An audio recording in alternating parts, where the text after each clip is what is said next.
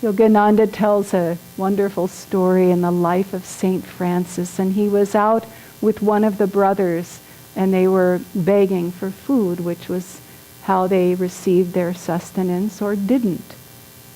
And they had both gone their separate ways. They were going to come back together and share their meal together. And Francis came back to the designated point, and he had his little bits of food, and they were old, and they were stale, probably even rotten, certainly not fresh, just scraps, nothing a dog would even eat. But that was what Francis was used to.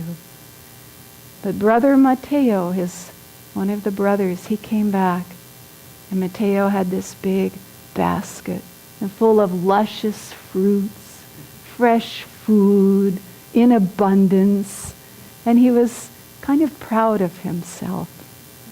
Brother Mateo was very handsome, Yogananda said, and people responded to that, in his simple gown, but very handsome.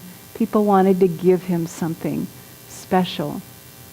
But Francis wasn't a handsome man, Yogananda said, and people just gave him what they will. And Francis felt guided to show Mateo what was really important, not just this food. And he picked Brother Mateo up. He says, picked him up with his finger, lifted him way up in the air, removed his hand, and let him fall crashing to the ground.